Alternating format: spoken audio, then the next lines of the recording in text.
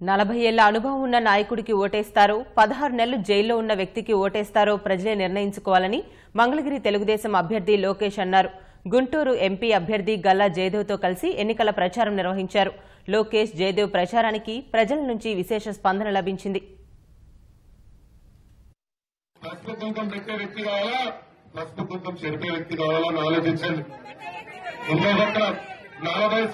పరిపాలన అనుభవం వ్యక్తి కావాలా, 16 నెలలు జైల్లో ఉన్న వ్యక్తి కావాలని ఆలోచించాలన్నా.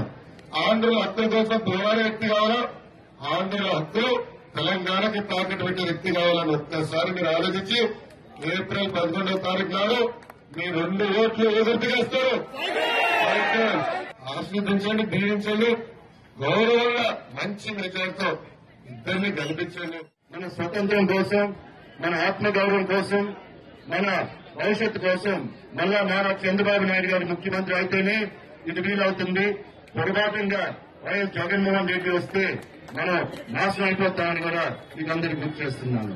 ఇక్కడ మన యువనేత మంగళగిరి స్టార్ మన లోకేష్ గారు వేసుకొని చొక్కా చూశారు కదా, ఏం రంగు చొక్కా ఇది, ఏం పసుపు, దుగ్గిరాల పసుపు రంగు మంగళగిరి చేనేత చొక్కా మేడ్ ఇన్ మంగళగిరి అయితే మన యువనేత లోకేష్ బాబు గారు మేడ్ ఫర్ మంగళగిరి అని మీకు అందరూ కూడా ఈ సందర్భంలో చెప్తున్నాను.